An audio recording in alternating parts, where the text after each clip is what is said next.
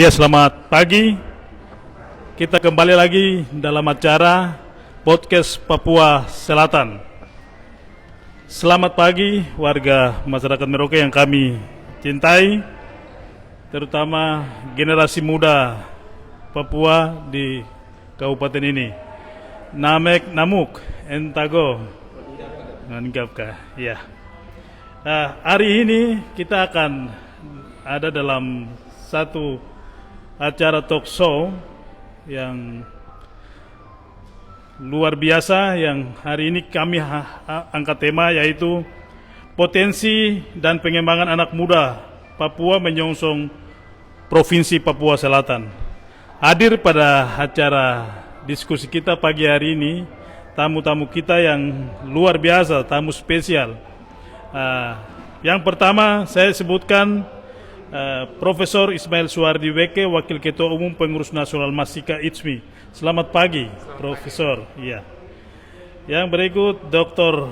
Haji Rudi Artono Ismail, MPD, Rektor Universitas Amal Ilmiah atau UNAIM Yapis Wamena. Selamat pagi, Dokter. Ya. Terima kasih. Yang berikut Haji Ali Syabana, SE, MSI, Ketua Tia Yapis Merauke. Selamat pagi, Pak Haji. Ya. Yang berikut saudara atau Bung Simon Petrus Balagaise, beliau adalah Ketua KNPI Merauke. Selamat pagi, Bung Simon. Ya. Dan yang terakhir bersama dengan kami Ketua Yayasan ya Yapis Merauke, Insinyur Burhanuddin Yasin STMT. Ya, luar biasa, pagi hari ini kita akan berdiskusi bersama-sama. Saya mulai dengan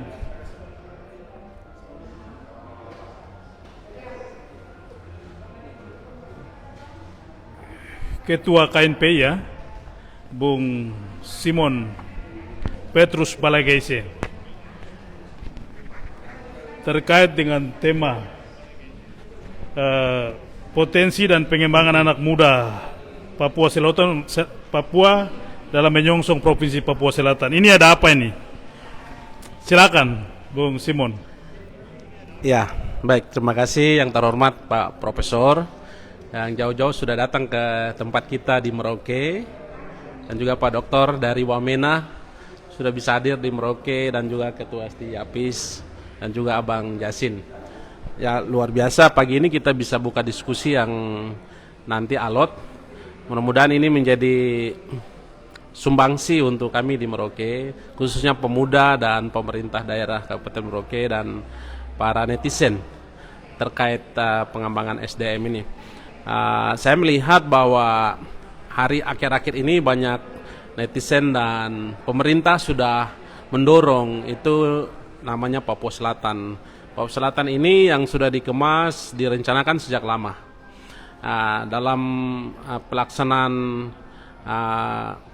proses ini mungkin dari kami sebagai pemuda di Papua Selatan juga nanti mendapatkan saran dari Profesor dan Pak Doktor juga terkait SDM kami di sini.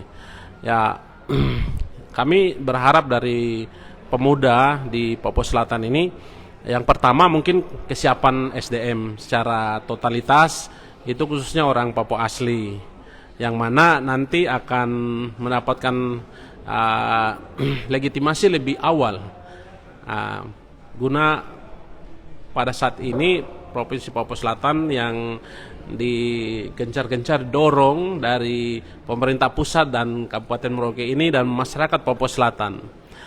Pertama SDM, yang berikutnya juga ada satu totalitas jumlah SDM yang memang harus mampu bisa bersaing duduk sebagai seorang leader di pemerintahan maupun di swasta, maupun juga dalam lintas sektoral. Ya, saya berharap dari pemuda di Papua Selatan ini agar ini mari kita pikirkan secara bersama-sama. Dan ini juga didorong secara baik. Hari ini program pemerintah Bapak Romanus Baraka itu sejak beliau naik sudah mendorong beberapa pemuda-pemuda kita itu melalui PLI, Papua Language Institute, yang mana bekerja sama dengan BPSDM Provinsi Papua dan juga PLI oleh Bapak Samuel Tabuni, di mana adik-adik kita yang khususnya Marin untuk sekolah S1 di luar negeri. Jadi SDM kita ini dari seluruh tanah Malin, dari Kondo sampai Digul. Itu orang Marin punya istilah Kondo sampai Digul, dari ujung sampai hilir, di mana anak-anak Marin ini berjumlah 50 orang dan 10 orang itu S2. Nah, di mana Pak Bupati ini saat ini sudah mendorong. Ya, kita bersyukur tahun depan mereka sudah bisa kuliah di luar negeri. Nah, ini salah satu bukti di mana kami juga sebagai pemuda membackup pemerintah di bawah kepemimpinan Bapak Romanus Baraka dalam menjalankan persiapan-persiapan ke depan. Mungkin itu yang perlu saya sampaikan kepada semua pemuda di Papua Selatan dan juga para netizen dan masyarakat Papua Selatan. Baik, Pak Simon, Bung Simon, ini dari pantauan kami di sosial media, terutama di Facebook Info Kejadian Merauke, ini banyak anak ataupun generasi muda Papua ini yang juga masih pesimis gitu dengan hadirnya provinsi ini gitu, dan ini selalu disampaikan terus menerus gitu. Apa pesan saudara untuk, atau Bung Simon selaku ketua KNPI ini, karena kita tetap ada dalam perubahan ini, kita tidak bisa pungkiri ya, semua masyarakat di dunia ini mengalami perubahan gitu. Baik, terima kasih. Pesan saya untuk semua pemuda, mari kita jangan berkritik, tapi kami mempersiapkan SDM kita. Contoh tadi saya menceritakan salah satu persiapan yang dilakukan oleh pemerintah secara totalitas. Hari ini pemerintah itu menyiapkan SDM kita itu 50 anak Marin itu akan disekolahkan ke luar negeri, di mana 18 itu sudah secara utuh dibiayai oleh BPSDM provinsi. Ini salah satu contoh. Nah, kita pemuda perlu juga secara keras berusaha, karena provinsi ini akan hadir di Kabupaten Merauke tidak semata-mata kita menolak itu, tapi ini adalah satu totalitas perencanaan dari pemerintah Republik Indonesia. Maka kita sebagai pemuda kita harus siap segala tantangan yang datang pada saat ini, kita harus siap. Walaupun ada kritis, tapi memang kita harus siap menghadapi arus pembangunan yang saat ini. Baik, Bung Simon, mungkin saya pindah di Pak Profesor ya. Jadi seperti apa yang tadi, jadi psikologi orang muda atau anak-anak muda di Papua Selatan ini belum terlalu menginginkan supaya provinsi ini segera terjadi atau terbentuk di sini gitu. Dari saya melihat dari pemerintah ataupun tim yang ada itu seolah-olah baru memberikan garansi gitu, bahwa you tidak perlu takut gitu, provinsi hadir ini untuk kita gitu, terutama generasi ini gitu. Kira-kira apa yang membuat generasi muda kita, terutama yang akan juga mengisi provinsi ketika hadir itu? Ya, terima kasih. Tentu saya kira sebagai seorang manusia pasti ada optimisme dan pesimisme di situ. Hanya saja apakah lahir Provinsi Papua Selatan atau tidak, saya kira generasi muda harus siap. Kenapa harus siap? Karena kalau tidak siap ya sampai kapan harus menunggu. Itu yang pertama. Kemudian yang kedua, inisiatif tadi dalam rangka menyekolahkan anak-anak muda baik dalam negeri maupun luar negeri sangat penting. Namun tidak hanya terbatas dari BPSDM Provinsi Papua, banyak sekali instrumen yang kita miliki. Ada beasiswa LPDP Indonesia Timur, itu khusus untuk 5 provinsi, Papua, Papua Barat, Maluku, Maluku Utara, dan NTT. Ya, ini boleh digunakan oleh kawan-kawan KNPI ataupun pemuda untuk kuliah baik dalam negeri maupun luar negeri. Lalu kemudian ada LPDP afirmasi. Ini khusus untuk calon-calon pemimpin muda dengan track record mantan ketua BEM, mantan ketua HMJ, mantan ketua KNPI ataupun pengurus dan seterusnya. Ini bisa dilakukan. Kalaulah kemudian BPSDM sudah sangat bagus, ada 50 orang umpamanya, ya, lalu kemudian tentu harus ditambah dengan yang lain. Kenapa? Seiring dengan adanya Provinsi Papua Selatan, maka kita perlu guide yang profesional. Maka sertifikasi profesi juga sudah perlu digalakkan. Jadi teman-teman KNPI tidak hanya berbicara terkait dengan bagaimana program-program kebangsaan, itu sudah sangat bagus, tapi pada saat yang sama tentu perlu membenahi diri dengan sertifikasi profesi. Profesi guide, ya, profesi apapun yang memungkinkan, karena kita lihat seiring dengan perkembangan Merauke ini, ya, tentu diperlukan banyak tenaga profesional. Terakhir saya ingin kemukakan bahwa boleh jadi ya secara jarak dari Sabang ke Merauke itu jauh sekali, karena negara kita negara kepulauan. Dari Sabang ke Merauke itu seperti dari London ke Rusia.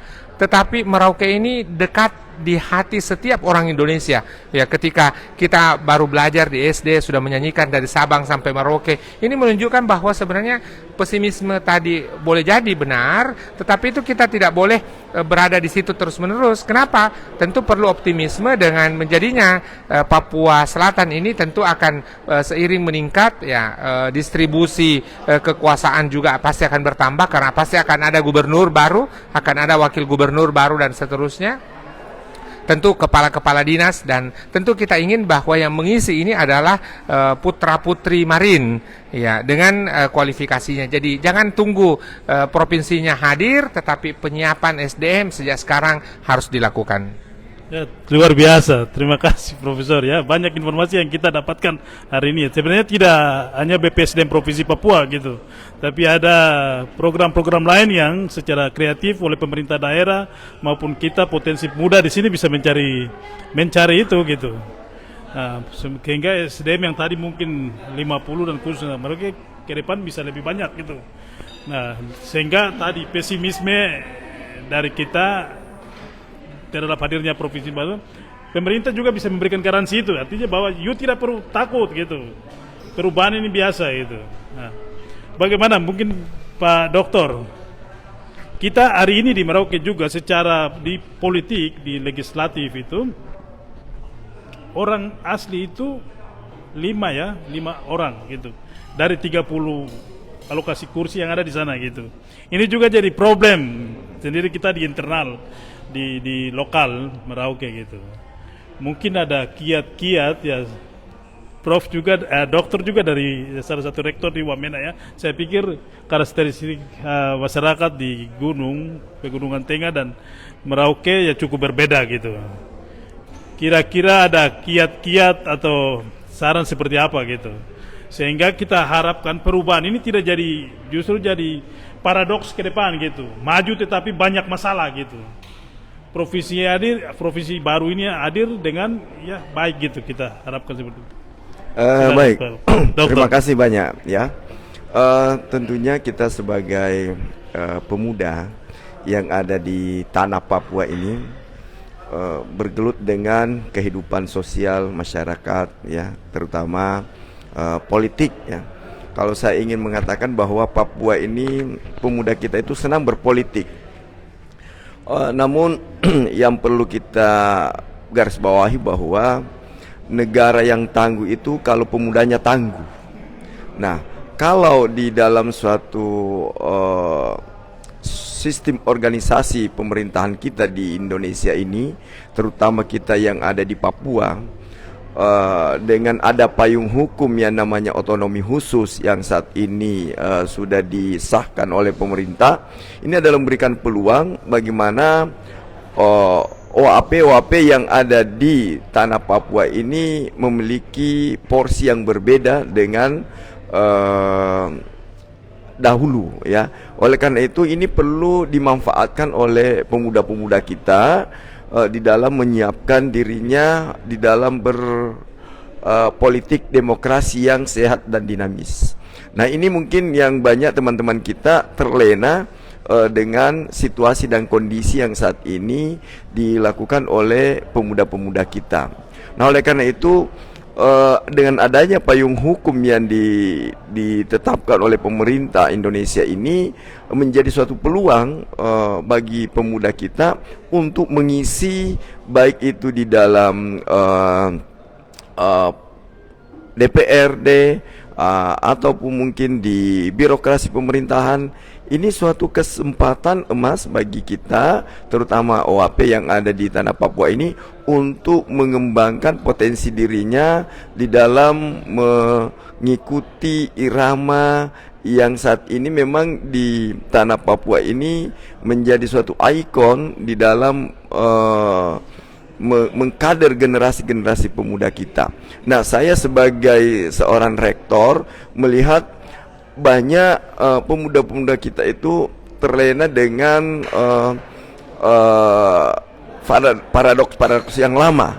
Nah, oleh karena itu saat ini perlu adanya seperti organisasi KNPI yang bisa mewadahi bagaimana mengembangkan SDM yang ada di seluruh tanah Papua, khususnya mungkin yang ada di Merauke yang saat ini tidak akan lama lagi untuk menjadi suatu provinsi yang memiliki potensi yang saya katakan cukup baik dalam pengembangan sumber daya alam dan sumber daya manusia, karena kita berada pada perbatasan antara negara Papua Nugini dengan negara Indonesia. Nah, ini perlu ada penataan suatu sistem oleh organisasi KNPI di dalam memberikan kontribusi bagi Provinsi Papua Selatan nantinya.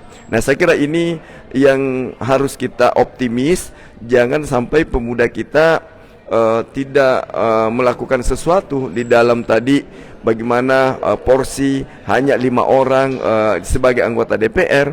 Ini adalah suatu tantangan yang harus dilakukan oleh teman-teman kita pemuda yang ada di Papua Selatan ini. Nah, kalau ini bisa dipenuhi, tercapai, saya yakin pemuda-pemuda kita ini akan semakin tangguh dan semakin menguasai semua lini sektor yang ada di birokrasi maupun pemerintahan. Nah, itu saya kira yang perlu digarisbawahi oleh saudara-saudara kita atau pemuda-pemuda kita untuk mengisi di bidang politik maupun di bidang birokrasi tersebut. Saya kira demikian, Pak. Terima kasih Pak Rektor ya. Pemuda jangan cengeng ya. Pemuda harus pemuda yang tangguh gitu dalam menghadapi perubahan yang terus bergulir dan cepat gitu. Saya coba mau aja Pak itu Yapis ya, Setia Yapis Merauke. Bagaimana ini sebagai sebuah yang memimpin sebuah institusi pendidikan tinggi di Kabupaten Merauke ini gimana? Silakan Pak. Baik, terima kasih.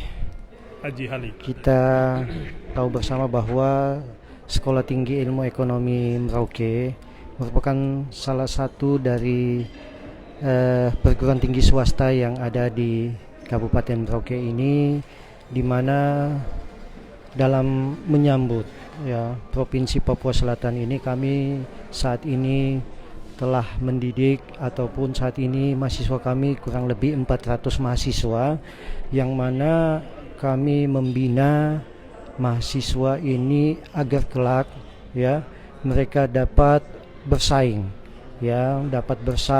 di era globalisasi di mana kami bukan hanya mendidik ilmu ekonomi pembangunan maupun perbankan ya, ini sudah pasti kami kedepannya akan melahirkan ekonom-ekonom maupun mereka yang ahli dan memang punya kompetensi yang tinggi di dalam berdaya saing tinggi kelak untuk dalam porsi-porsi macam penerimaan ASN maupun penerimaan rekrutmen di BUMN maupun di swasta.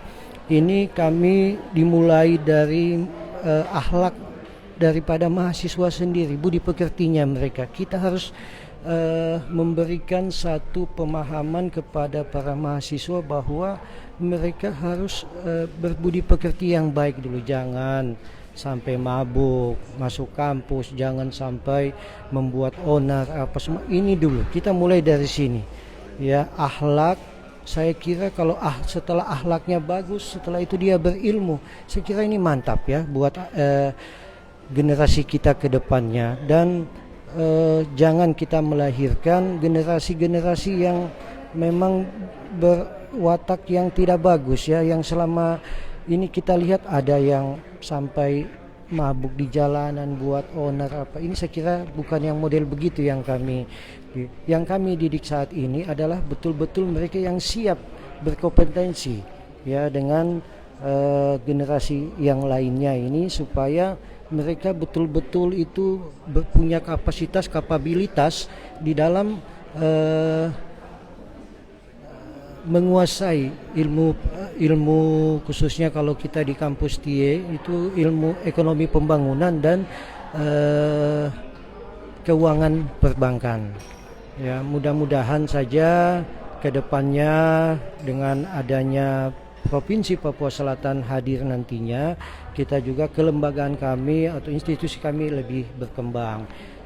Saat ini kurang lebih 80% ya mahasiswa kami adalah anak-anak orang asli Papua yang diberikan beasiswa oleh pemerintah, 4 pemerintah kabupaten maupun dari pusat. Ini saya kira kedepannya kita semakin menambah semuanya ya, mudah-mudahan kemauan untuk kuliah di STIE YAPIS nantinya semakin banyak ya yang kuliah di STIE YAPIS itu. Mungkin saya kira itu saja. Baik, terima kasih Pak Ketua STIE YAPIS Merauke. Intinya bagaimana lembaga-lembaga pendidikan yang ada di Merauke yang dikelola oleh yayasan-yayasan ya. Juga ada YAPIS, juga dari YPK dan juga dari YPPK gitu. Terutama dalam rangka mempersiapkan generasi muda ini, terutama dalam hal kompetensinya, tapi juga punya akhlak, karakter yang baik tentunya. Nah, kita juga hadir pagi ini, dalam diskusi kita pagi ini ada Ketua YAPIS Merauke. Saya pikir kita warga Merauke tidak asing ya dengan beliau gitu. Lembaga-lembaga pendidikan ini banyak berkontribusi di Papua ya, ada YAPIS, YPK dan maupun YPPK gitu. Hari ini kita mau lihat nih, strategi YAPIS dalam pendidikan di khususnya di Merauke bagaimana gitu. Baik, Potensi yang ada mudah ini Bang. Silakan. Baik, terima kasih. Yang saya hormati Pak Prof dan Pak Rektor dan adik saya Ketua Pemuda Marin, Ketua KMPI dan Ketua STIE YAPIS Merauke.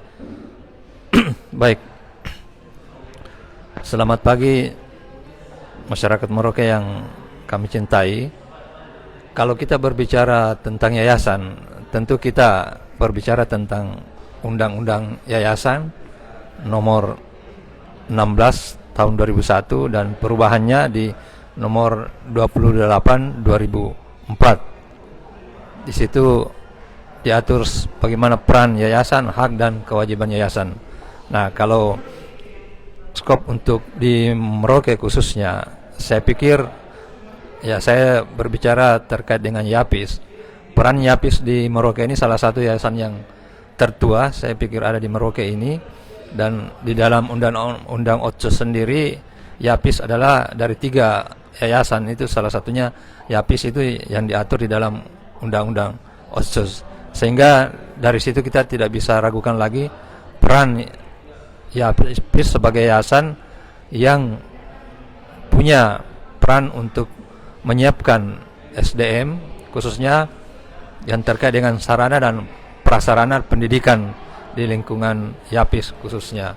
Di Merauke sendiri ini kami punya sekolah mulai dari tingkat TK sampai di perguruan tinggi, dan alumni di YAPIS ini kalau kita berbicara umur, YAPIS ini sudah 52 tahun umurnya saat ini, lahir tahun 1969, sehingga kalau berbicara alumni saya pikir sudah luar biasa ya. Mungkin termasuk saya dan ketua setia sendiri adalah alumni YAPIS yang secara peran juga di masyarakat. Saya pikir kita semua sudah punya peran dan karya-karya yang bisa kita buktikan, yang bisa dinikmati oleh masyarakat Merauke. Saya sendiri, profesi saya adalah seorang konsultan. Saya pikir tidak sedikit juga yang sudah kita buat karya-karya untuk masyarakat Merauke ini. Nah, terkait dengan persiapan Provinsi Papua Selatan, ini kan sebuah cita-cita yang mungkin saya dari masih muda ini sudah menggaung sejak Bupati Pak John Gulagabesa itu sudah sudah cukup berarti untuk diperjuangkan, dan sampai saat ini mudah-mudahan ya di tahun-tahun 1-2 tahun ke depan ini itu sudah benar-benar terbukti. Sehingga kalau kita berbicara sumber daya manusia, saya sebagai mantan pemuda atau boleh dikatakan pemuda, saya juga adalah mantan ketua BKPRMI, salah satu daripada bagian KNPI itu. Saya pikir untuk di Merauke ini sudah sangat siap. Ya. Itu tergantung daripada bagaimana daya pikiran kita menerima itu. Tapi kalau kita mengatakan siap, saya pikir semua dan siap. Republik ini pun berdiri, SDM-nya juga boleh dikata tidak siap, tapi tetap berdiri. Nah, apalagi dengan provinsi ini. Di YAPI sendiri, itu mahasiswanya seperti disampaikan oleh ketua tadi, 80% adalah orang asli Papua, dan itu tersebar di beberapa kabupaten, bukan hanya di Kabupaten Merauke ini, khususnya di Papua Selatan. Dan itu sudah beberapa generasi atau beberapa angkatan yang sudah ditelurkan atau dikeluarkan, sehingga boleh-boleh itu saya pikir sudah bisa menjadi sebuah generasi-generasi yang unggul, SDM yang unggul yang akan berperan di Provinsi Papua Selatan ini. Saya pikir itu salah satu peran daripada yayasan, bagaimana menyiapkan sarana dan prasarana terhadap pendidikan yang mulai dari TK sampai perguruan tinggi. Saya pikir itu, Pak. Ya, baik, terima kasih Pak Ketua Yayasan. Saya ke Prof ya. Ini pagi-pagi ini kita di beberapa grup, WA grup itu ada perdebatan soal kemiskinan ini, angka kemiskinan di Papua hari ini ya. Kita Papua 26,8% kemiskinan. Ini juga menjadi tantangan tersendiri gitu. Bagaimana pemerintah 4 kabupaten ini ya, Merauke, Mapi dan Asmat, ini bagaimana persiapan kita gitu, pemda ini gitu. Nah, tadi kita dari Merauke, kalau kita mau lihat ini baru ya, ada pergerakan oleh pemerintah untuk mendorong bagaimana potensi pemuda di Merauke untuk awal ke persiapan ke luar negeri gitu. Nah, bagaimana mungkin ada pikiran dari Profesor kepada para pimpinan di 4 kabupaten ini. Silakan. Ya, 2 hal mungkin yang saya ingin suarakan. Pertama, bahwa mari kita mengajak pemuda-pemuda dari KNPI, dari manapun, untuk pertama jadi guru. Kenapa jadi guru? Karena tadi 4 kabupaten itu pasti gurunya kemudian sangat kurang. Maka untuk membantu ataupun kemudian menjadi salah satu instrumen pengentasan kemiskinan yang melalui pendidikan. Dan pendidikan tentu tidak bisa berjalan kalau tidak ada gurunya. Maka para pemuda kita ajak untuk menjadi guru, itu yang pertama. Kemudian yang kedua adalah karena KNPI ini adalah punya kekuatan yang sangat bagus sekali, maka tidak saja tadi Papua Language Institute yang melakukan penyiapan pembelajaran ke luar negeri, tetapi juga KNPI umpamanya. Jadi kalau di Kabupaten Merauke ada 20 distrik, ada 120 kampung, kalau 20 distrik ditambah dengan 120 kampung ini melakukan penyiapan pembelajaran ke luar negeri, maka tidak saja 50 orang yang akan berangkat, berarti ada 120 tambah 20 ada 140 minimal. Itu kalau kita hanya ambil 1, tapi kalau setiap kampung, setiap distrik kita ambil 5, ya berarti kan paling tidak ada 600 orang yang akan berangkat. Dan saya kira dengan adanya LPDP itu kita mampu membiayai ke sana. Ya, jadi silahkan pilih perguruan tinggi terbaik yang bisa dilakukan. Terakhir saya ingin katakan begini. Kenapa kemudian Raja Ampat hari ini bisa berkembang dengan sangat bagus? Pengentasan kemiskinan tentu ada di sana, karena kemudian anak-anak Papua yang ada di Raja Ampat itu kemudian mereka memiliki sertifikasi guide, menjadi pemandu wisata dan sebagainya. Bahkan di antara mereka ada yang lulus ke Boston University, ada yang lulus ke Monash University dan seterusnya. Ini tentu tidak bisa langsung simsalabim, tetapi yang kita lakukan tadi peran serta KNPI melalui pimpinan kecamatan, pimpinan kampung, kalau kita bersatu, solid dan sebagainya, tidak ada yang tidak mungkin. Tetapi lagi-lagi adalah bahasanya harus TSM, terstruktur, sistematis dan masif. Ya, jadi KNPI melalui Kabupaten Merauke harus meminta semua distrik dan kampung ini melakukan program yang sama. Ya, tetap meneruskan program-program yang sudah ada selama ini, di samping juga tadi penyiapan bahasa Inggris, karena memang untuk studi lanjut ke luar negeri, termasuk dalam negeri, memang bahasa Inggris yang harus diutamakan. Yang terakhir adalah tentu keberadaan Setia Yapis dengan dukungan dari 4 pemerintah kabupaten ini satu hal yang sangat strategis. Saya hanya ingin mengandaikan begini, kalau KNPI mendorong para pemuda atau adik-adik kita yang SMA hari ini, itu kemudian mereka belajar ke Setia Yapis, maka paling tidak juga akan ada terjadi sinergitas. Kalau bahasa kita mungkin gotong royong ya. KNPI bagaimana mensosialisasikan adanya Setia Yapis yang kita akan dorong tentu menjadi institut dan seterusnya menjadi universitas seiring dengan adanya provinsi ini.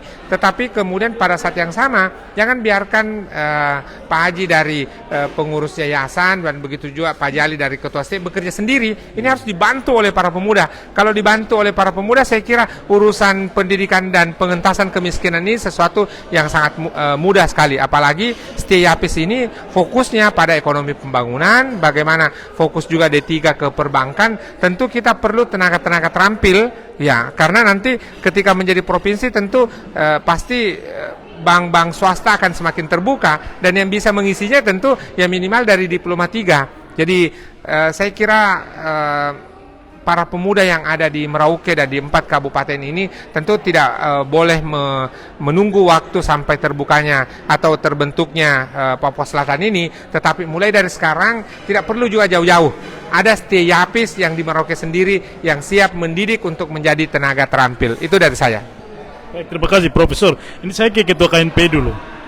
Tadi Pak Profesor sampaikan, ini apakah ada program bagaimana untuk bersinergi dengan pemerintah daerah ini, terutama dalam rangka mempersiapkan anak-anak ya. Kita akan masuk ke 2022. Kira-kira apa yang harus kita sudah siap, ada program seperti apa supaya bisa dikomunikasikan kepada dalam hal ini Bupati misalnya gitu. Ya, baik. Kita harapkan ada sinergitas dengan pemerintah daerah yang mana di awal beberapa tahun 2019, 2020 dan saat ini kita masuk dalam tahun-tahun kritis itu COVID-19, sehingga program pemerintah itu juga semacam stuck. Jadi kita harapkan dalam beberapa saat ke depan, tahun depan itu sudah bisa sinergitas dengan pemerintah, di mana kami pemuda harapkan juga program-program yang kami sudah dirakirkan itu menjadi dorongan. Terutama ada program yang kami buat dalam raker kemarin itu untuk meningkatkan SDM dan kualitas anak Papua Selatan, khususnya menjadi leadership. Ada program-program yang kami kemas itu dalam raker. Program itu kita sudah masukkan. Cuman saya harapkan agar sinergitas pemerintah dengan kami KNPI sehingga mendorong itu dan bisa menjadi satu. Pemerintah mendorong kami pemuda untuk berkreatif, melakukan sesuatu untuk daerah ini. Jadi kami saling membantu, mendorong SDM. Mungkin itu yang bisa saya sampaikan. Iya, baik Pak Ketua ya. Mungkin ini saya mau koreksi sedikit mungkin hal bagaimana dengan tadi kita bicara soal pendidikan ya formal ya. Bagaimana dengan BLK kita gitu hari ini? Banyak juga pemuda-pemuda di usia produktif sampai saat ini tidak punya kita life skill ya, mereka bagaimana punya ini, bagaimana keterampilan ketika provinsi ini hadir gitu. Bagaimana Anda mau sampaikan kepada pemerintah supaya BLK ini, balai-balai latihan kerja, pusat-pusat latihan ini juga harus berjalan beriringan gitu. Ya, benar. Baik, ini juga menjadi salah satu kendala ya.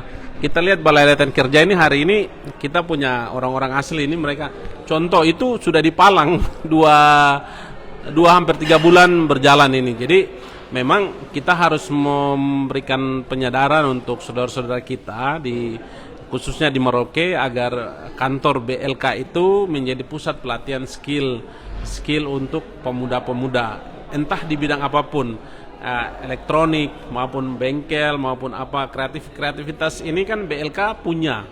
Nah, cuman saat ini itu saya lihat beberapa saat kantor ini sedang dipalang. Saya harap pemerintah juga bisa melihat hal itu agar bisa membuka akses sehingga tenaga dan kemampuan petugas yang ada di BLK itu bisa kita manfaatkan.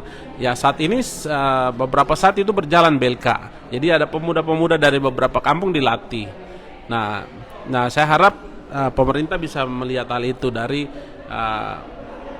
pembebasan tanah dan yang lainnya. Mungkin ada pembebasan tanah yang mungkin secara struktural pemerintah terjun langsung. Apalagi kantor-kantor BLK ini kan sangat dimanfaatkan oleh masyarakat kita yang juga membutuhkan skill-skill yang akan ke depan ini punya banyak potensi untuk membangun SDM orang Papua Selatan. Mungkin.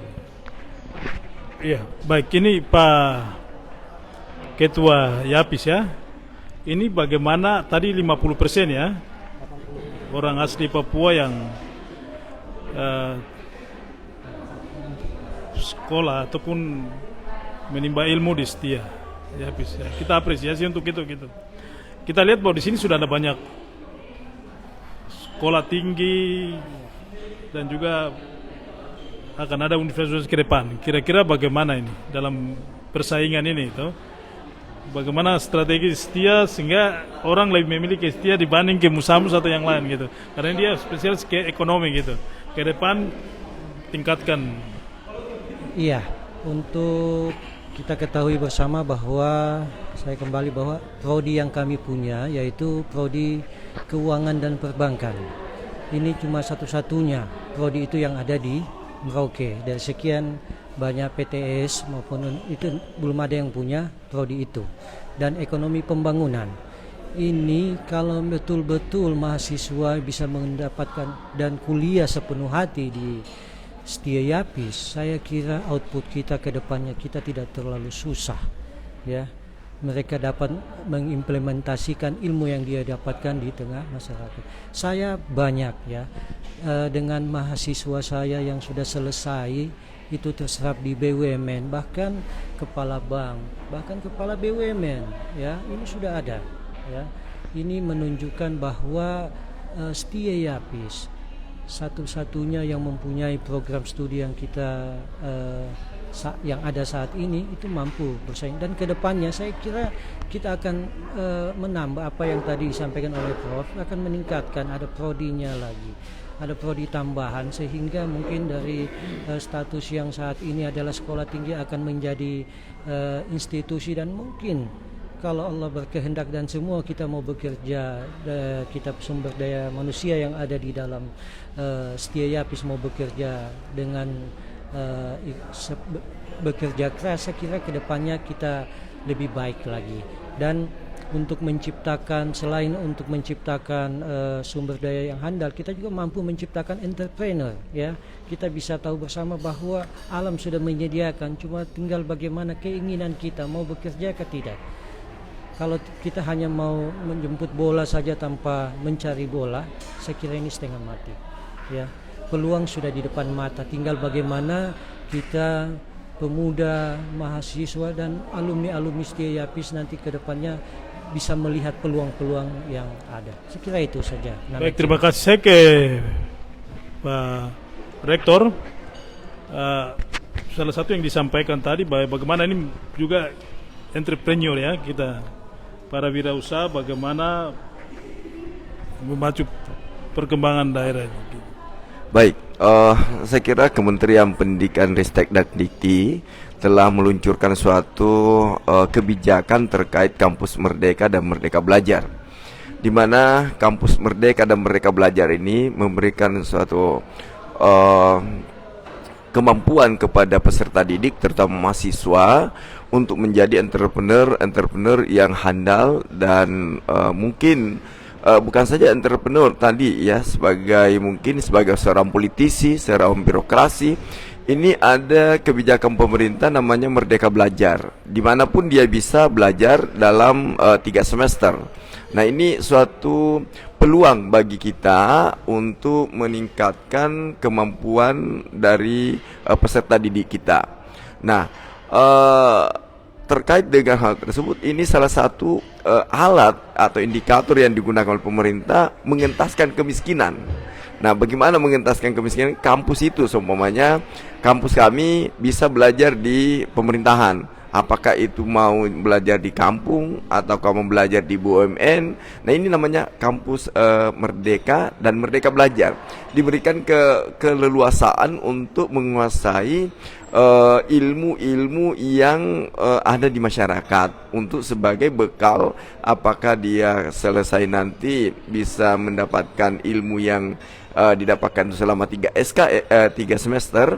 Nah, ini jadi sangat menarik untuk anak-anak muda kita, yang terutama bagi mahasiswa, untuk mengembangkan potensi dirinya.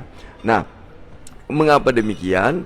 Terkait tadi ada hal-hal yang bahwa kita di semuanya Papua Selatan ini, kenapa tingkat kemiskinan itu belum terasa ya, dengan adanya kemudian undang-undang otonomi khusus yang begitu besar dananya, tapi kenapa masyarakat belum merasakan adanya tersebut? Nah, ini suatu PR kita mungkin sebagai pemuda nasional yang ada di Indonesia ini, yang disebut dengan KNP ini, adalah suatu tugas dan peran di dalam mengembangkan bagaimana mengentaskan kemiskinan itu melalui kepemudaan tersebut. Nah, salah satu contoh tadi ada kampus yang memiliki basic seperti ekonomi atau basic dengan teknik dan lain sebagainya. Ini suatu yang sangat bagus untuk dilakukan bagi pemuda-pemuda, bagaimana tadi menerapkan adanya kampus Merdeka dan Merdeka Belajar. Nah, oleh karena itu saya menyadari bahwa kemiskinan itu di mana saja itu ada, tapi bagaimana kita melalui kemiskinan itu untuk memberikan kesejahteraan bagi masyarakat. Siapa yang punya peran? Salah satu adalah perguruan tinggi, kemudian bekerja sama mungkin dengan KNPI yang ada ini, mungkin bisa menjadi suatu mitra nanti antar KNPI Maroke dengan perguruan-perguruan tinggi yang ada di Maroke tersebut, sehingga kesiapan daripada pemuda itu akan lebih tertata, lebih terorganisir, yang tadi disebut tadi terstruktur, tersistem dan masif. Ya, jangan hanya 50 orang. Ya, kalau bisa uang yang ada di Papua ini diberikan kepada masyarakat, karena filosofi kita itu pendidikan bagus, kesejahteraan akan terjamin. Ya, kalau pendidikannya seumpamanya hanya tingkat sekolah dasar, pastinya kehidupan masyarakat kita yang ada di sini juga hanya dasar-dasarnya saja. Tapi kalau dia pendidikan tinggi, kehidupannya akan lebih baik, dan dia akan memahami dan memiliki skill yang berbeda dengan yang lain. Nah, inilah untuk salah satu cara mengentaskan kemiskinan tersebut. Satu-satunya jalan, pendidikan harus ditingkatkan. Ya, ini satu kata kunci yang harus didengung-dengungkan oleh pemuda yang kuat, pemuda yang tangguh, pendidikan yang tinggi, kesejahteraan terpenuhi.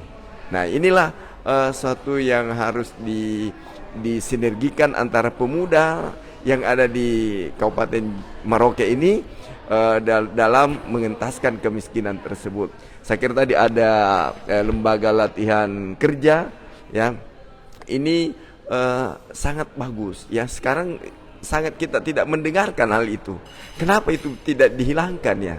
Padahal itu adalah suatu orang yang memiliki pendidikan bagus, kalau memiliki skill yang bagus, maka ada 3 aspek yang harus dipenuhi di sini, yaitu aspek knowledge-nya, aspek sikap, attitude-nya, kemudian adalah skill, ya. Kalau 3 ini dikuasai oleh pemuda kita, saya kira SDM sudah tersedia, kemudian sumber daya alam tersedia, dikelola sendiri, dimanfaatkan sendiri. Akhirnya kita tidak perlu dikatakan orang Indonesia miskin, Merauke miskin, masyarakat miskin. Saya kira tidak. Nah, ini harus kita hilangkan image ini. Sumber daya alam kita sudah menyiapkan, tapi 3 aspek ini yang disampaikan juga tadi oleh adik kita dari KNPI, kemudian Setie dengan Pak Adinda, Dr. Ismail Sulke, Profesor Ismail Sulke ini menyampaikan bahwa kalau 3 ini dikolaborasi, punya pengetahuan, punya sikap yang baik, kemudian punya keterampilan, maka kemiskinan akan kita lewati semua.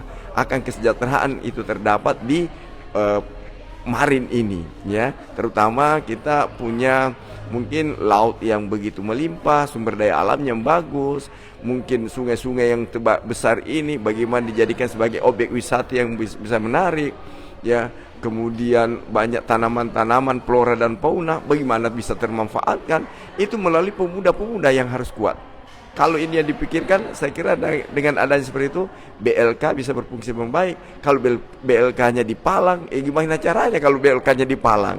Nah, padahal ini adalah potensi yang ada. Pemerintah bagaimana mensupport BLK tersebut, sehingga BLK ini bisa menghasilkan orang-orang yang memiliki skill, memiliki pengetahuan, sehingga sikapnya akan lebih baik. Saya kira demikian, Pak. Terima kasih banyak. Baik, terima kasih Pak Rektor.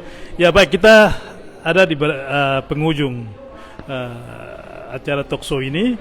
Oleh karena itu saya akan minta kita punya closing statement. Kita mulai dari Ketua Yayasan. Silakan.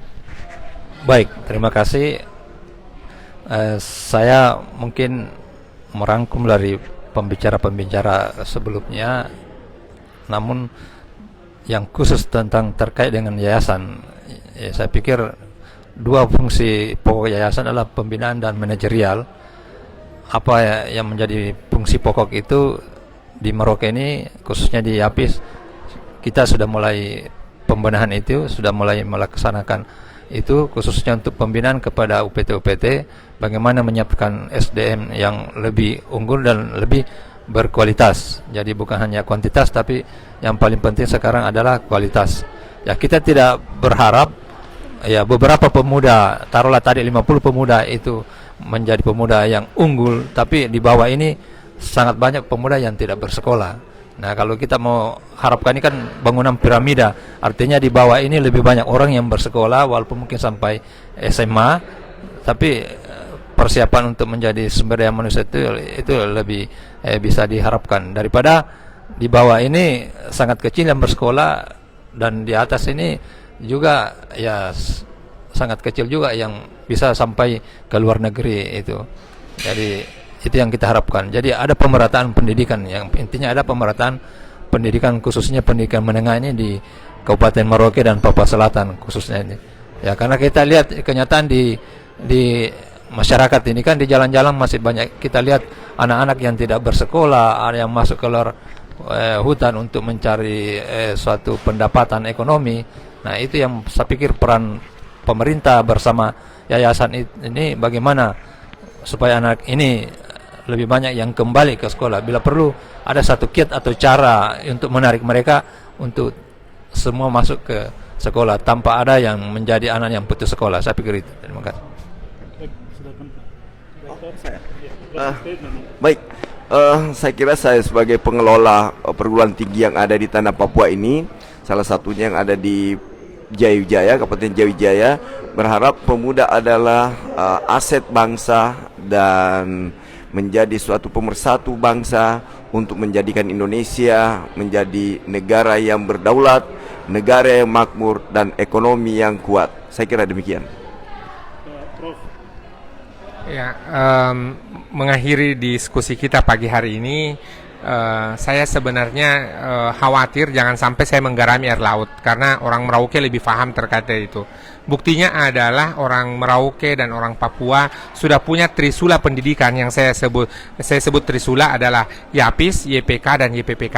Kalau kemudian kita semua menyadari betapa pentingnya keberadaan YAPIS, YPK dan YPPK ini dalam penyediaan pendidikan, maka ini sebuah langkah yang sangat bagus. Terakhir adalah saya sangat setuju dengan apa yang disampaikan oleh Bapak Ketua Yayasan YAPIS Cabang Merauke, betapa kemudian tidak saja perguruan tinggi, tidak saja luar negeri yang kita bicarakan pagi hari ini, tetapi juga adalah sekolah dasar, sekolah menengah, dan SMP dan SMA di situ. Baik SD, SMP, dan SMA, YAPIS sudah menyiapkan itu, tetapi ini tidak akan pernah berlangsung kalau tidak ada dukungan dari kita semua. Termasuk adalah tadi dua agenda kita adalah bagaimana pemberantasan buta aksara itu yang ada di kampung-kampung yang ada di distrik, kemudian juga adalah bagaimana menyiapkan BLK, Balai Latihan Kerja yang swasta. Kalau BLK yang ada hari ini kan BLK yang dikelola oleh pemerintah daerah, pemerintah provinsi dan pemerintah pusat, tetapi kita perlu BLK-BLK yang secara swasta.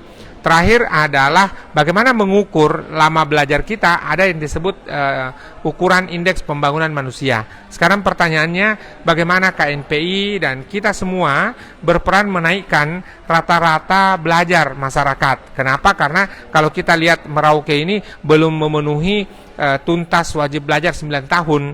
Ya, tadi dikatakan oleh Bapak Ketua Yayasan YAPIS Cabang Merauke bahwa mudah sekali kita melihat, tanpa melihat kertas kita bisa lihat anak-anak muda kita, anak-anak usia sekolah kita berada di jalanan pada jam sekolah. Ini berarti akses terhadap itu, dan keberadaan YAPIS tentunya sudah melakukan pemerataan pendidikan, penyediaan akses dan sebagainya. Tinggal dukungan kita semua yang sudah ada selama ini dipertahankan dan kita tingkatkan. Dan yang paling terakhir sekali bahwa tentu keberadaan YAPIS akan menjadi instrumen dalam memberikan pembelajaran, pengentasan kemiskinan, tetapi tanpa dukungan kita semua ini tidak akan bisa bertahan, dan kita sudah selama ini mendukung, namun kita perlu pertahankan dan kita tingkatkan. Itu dari saya. Pak Ketua YAPIS. Baik, terima kasih. Dalam closing statement ini saya berharap kepada pemuda yang saat ini dan mempunyai kesempatan, jangan segan-segan ataupun mari datang ke kampus YAPIS. Kalau mau kuliah, kami siapkan semua apa yang mulai dari ruang belajarnya, sarana prasarananya semua kami akan siapkan, dan kedepannya kami akan lebih banyak bekerja sama dengan kampus-kampus yang sudah duluan lebih maju, dan berharap juga 4 kabupaten yang sudah bekerja sama selama ini dalam hal beasiswa maupun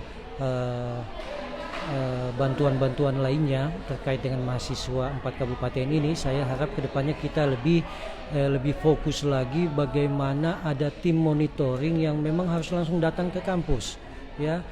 Seperti kita lihat bahwa ada yang tidak aktif malah dapat, tidak aktif kuliah malah yang aktif tidak dapat. Ini saya kira kedepannya harus kita perbaiki. Dan kepada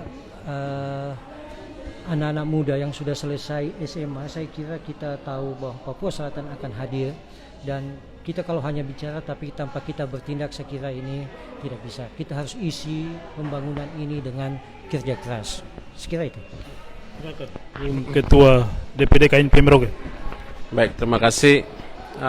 Waktu yang cukup baik untuk kita berdiskusi bersama Profesor dan rekan-rekan Pak Jasin dan Ketua Yayasan dan Pak Doktor dari Wamena.